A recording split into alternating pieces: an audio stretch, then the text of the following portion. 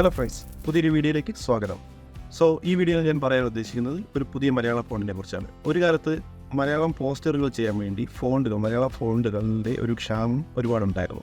ഇന്ന് കാര്യങ്ങൾ അങ്ങനെയല്ല. ഒരുപാട് മലയാള ഫോണ്ടുകൾ ദിനം പ്രതി ജനിക്കുകയാണ്. ഞാൻ തന്നെ പലതവണയുള്ള എൻ്റെ ഇൻസ്റ്റാഗ്രാം പേജിലും യൂട്യൂബ് ചാനലിലും കൂടി ഒരുപാട് മലയാളം ഫോണ്ടുകളെ പരിചയപ്പെടുത്തിയിട്ടുണ്ടായിരുന്നു.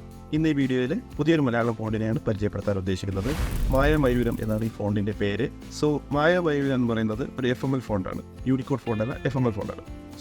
യൂണിക്കോഡ് ഫോണ്ടും FML ഫോണ്ടും തമ്മിലുള്ള വ്യത്യാസം നിങ്ങൾക്ക് അറിയാവുന്ന വരുന്നുണ്ട്. ഈ മായമയൂരം ഫോണ്ട് ഞാൻ എങ്ങനെയാണ് ഫോട്ടോഷോപ്പിൽ യൂസ് ചെയ്യുന്നത് എന്നാണ് ഈ വീഡിയോയിലൂടെ ഞാൻ കാണിക്കുന്നത്. ഞാൻ യൂസ് ചെയ്തൊരു മെത്തേഡാണ് ഇതിലൂടെ കാണിക്കുന്നത്. നമുക്ക് വീഡിയോ കാണാം. Let's go.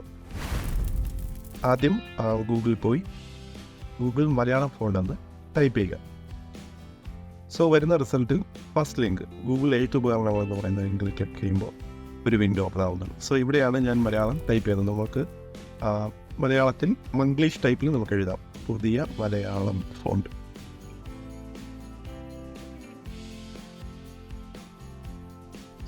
ഇത് നമ്മളൊന്ന് കോപ്പി എടുക്കുന്നു. റൈറ്റ് ക്ലിക്ക് ചെയ്ത് കോപ്പി എടുത്ത ശേഷം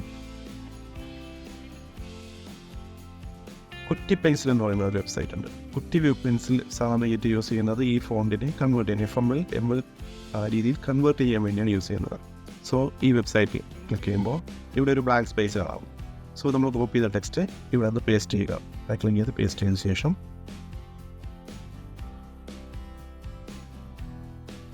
ഇവിടെ കൺവേർട്ട് എന്നുള്ള ഓപ്ഷൻ ഉണ്ട്. കൺവേർട്ടിൽ കോപ്പി ടു FML സീരീസ് എന്ന് പറയുന്ന ഓപ്ഷൻ ക്ലിക്ക് ചെയ്ത ശേഷം പുതിയ മലയാളം ഫോണ്ട് ഈ ടെക്സ്റ്റ് കോപ്പി ചെയ്യുക.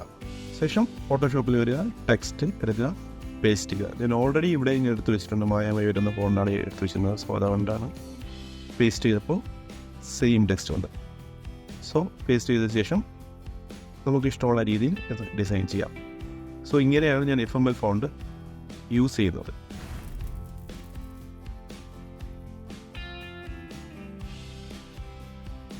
നിങ്ങൾക്ക് ഈ ഫോണ്ട് വേണമെങ്കിൽ താഴെ തന്നിരിക്കുന്ന ലിങ്കിൽ ക്ലിക്ക് ചെയ്ത് പർച്ചേസ് ചെയ്യാവുന്നതാണ്.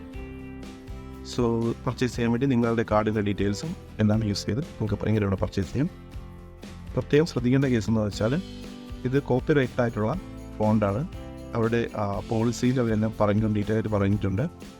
നിങ്ങൾ പർച്ചേസ് ചെയ്ത ശേഷം നിങ്ങൾക്കിത് വേറെ ഒരാൾക്ക് കൈമാറാനോ പാടില്ല. ഇതിൻ്റെ ഡീറ്റെയിൽസ് എല്ലാം അവർ പോളിസി അപ്ഡേറ്റ് ചെയ്തിട്ടുണ്ട്. നിങ്ങൾക്കത് വായിച്ച് മനസ്സിലാക്കാവുന്നതാണ്.